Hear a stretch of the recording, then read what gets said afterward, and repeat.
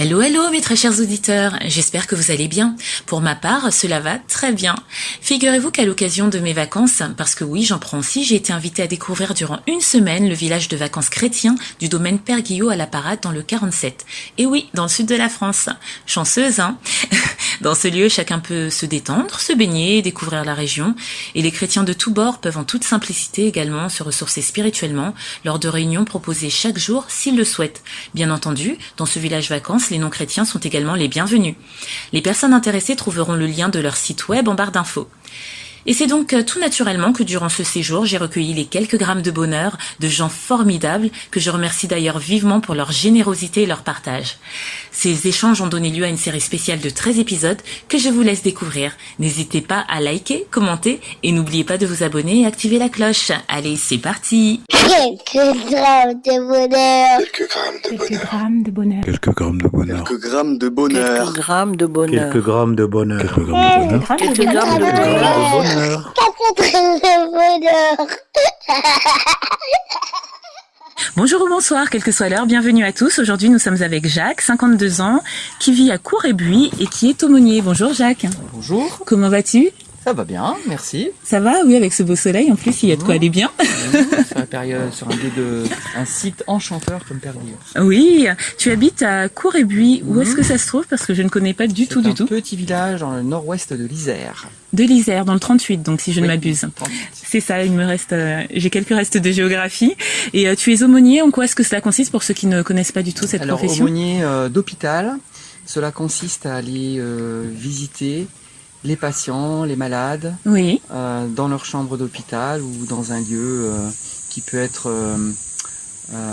mis à disposition pour les recevoir, les familles aussi de malades, pour les écouter, les encourager, recueillir un témoignage et pour des circonstances un peu plus graves, oui, accompagner une personne en fin de en vie. fin de vie, c'est ce que j'allais Voilà, avec demander. leur famille. D'accord, c'est un métier de soutien, ça ne doit pas être évident tous les jours, Je prends pas ça comme un métier, mais comme une vocation comme une vocation.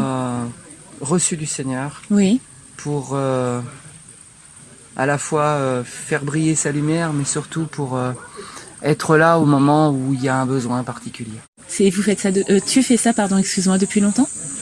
Non, depuis en tant que visiteur depuis 2014. 2014. Hein. Voilà.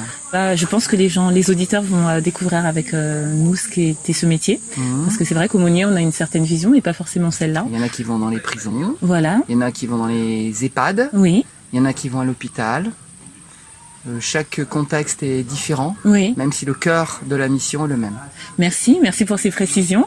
Et est-ce que ton bonheur, le bonheur que tu veux partager ou les bonheurs que tu veux partager ont ou a un rapport avec ta profession? Oui, Oui, directement. oui, C'est pas un bonheur en particulier, ce sont des bonheurs fugaces oui, qui correspondent à des moments précis, lorsque à la fois il y a le moment opportun, ce qu'on appelle le kéros, c'est-à-dire le moment où l'on vient et où la personne en face de nous a un besoin particulier qui Oui. correspond au moment où nous on est là pour recueillir ce besoin, y répondre si possible, et qui correspond aussi au moment où le Seigneur, nous sommes en connexion avec lui, oui, et que ce soit lui qui apporte la parole de réconfort, de bénédiction, d'accueil, d'accord.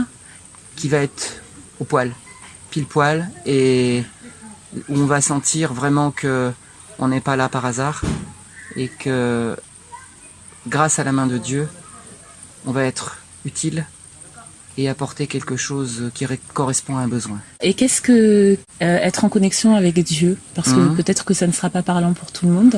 En connexion avec Dieu, c'est lorsque on s'abandonne à sa présence et qu'on le laisse à travers nous délivrer sa parole, sa présence profonde.